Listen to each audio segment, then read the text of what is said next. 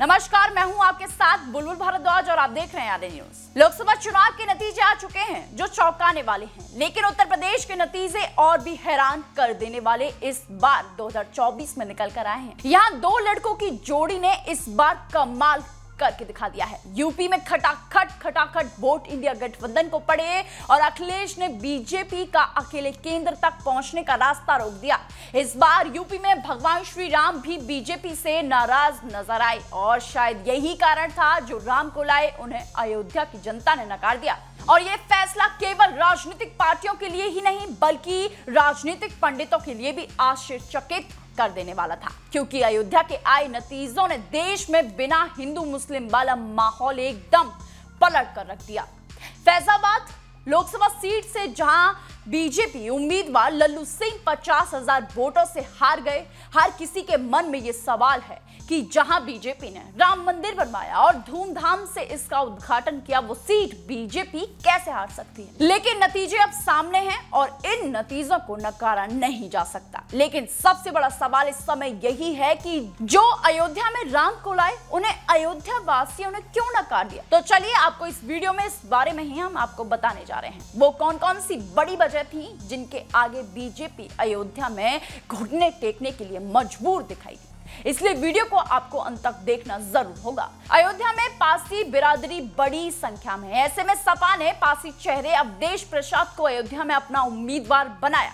UP की सियासत में अवधेश प्रसाद दलितों का एक बड़ा चेहरा है और उनकी छवि एक जमीनी नेता की है। सपा को अयोध्या में दलितों का खूब वोट मिला और ये बड़ा हार का कारण बना। वहीं सपा उम्मीदवार अवधेश प्रसाद की अयोध्या की जनता पर अच्छी पकड़ है। इस बात का अंदाजा ऐसे लगा सकते हैं कि वह 9 बार के विधायक रह चुके हैं और मंत्री भी वह रह चुके हैं। वह समाजवादी पार्टी के संस्थापक सदस्यों में से एक हैं, इसलिए सपा ने उन पर ही दाव खेला। अयोध्या में बीजेपी उम्मीदवार लल्लू सिंह का संविधान को लेकर दिया गया उनका बयान भारी पड़ गया।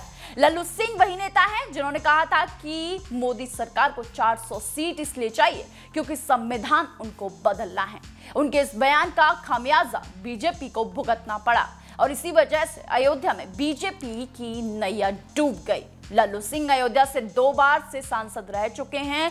बीजेपी ने उन्हें तीसरी बार उम्मीदवार बनाया, जबकि जनता के बीच लल्लू को लेकर काफी नाराजगी देखी गई क्योंकि अयोध्या के आसपास के इलाकों में विकास के कार्य नहीं हुए। राम मंदिर पर फोकस्ड होने की वजह से जनता के मुद्दे पीछे छूटते गए, जिसका असर ये हुआ कि लल्लू को कम वोट पड़े। खबर ये भी कि लल्लू सिंह को लोग वोट डालने घर तक से नहीं निकले। अयोध्या में 14 किलोमीटर लंबा राम पथ बनाया गया। इसके अलावा भक्ति पथ और राम जन्मभूमि पथ भी बना।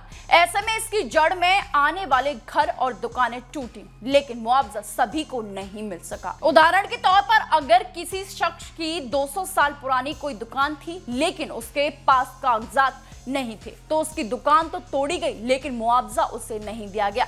मुआवजा केवल उन्हें मिला जिसके पास कागज थे। ऐसे में लोगों के बीच नाराजगी बहुत ज्यादा बढ़ गई थी, जिसे उन्होंने वोट न देकर जाहिर किया। बीजेपी को लेकर युवा वर्ग में एक गुस्सा ये भी दिखाई दिया कि युवा अग्निवीर स्कीम को लेकर सरकार से सहमत दिखाई नहीं दिए। वहीं बेरोजगारी और पेपर लीक भी युवाओं के गुस्से की अहम वजह बनकर उभरा। इस वजह से युवाओं का वोट भी अयोध्या में बीजेपी के खिलाफ गया। जहां अयोध्या के दलितों में बीजेपी को लेकर नाराजगी थी, वहीं कांग्रेस के लिए एक सॉफ्ट कॉर्नर देखने के लिए मिला, जिसका असर चुनावों में साफ साफ देखने के लिए मिला। और यही कारण था कि अयोध्या में जो पार्टी राम को लाई उन्हें अयोध्या वासियों ने नकार दिया, उन्हें अयोध्या की सत्ता से बाहर कर दिया, क्योंकि जनता सब जानती है जिन्होंने राम मंदिर धर्म से ऊपर उठकर बुनियादी सुविधाओं के लिए वोट दिया। ऐसी तमाम जानकारी के लिए बने रहिए सिर्फ और सिर्फ आरएन न्यूज के साथ। मिलते हैं अगली वीडियो में। धन्यवाद।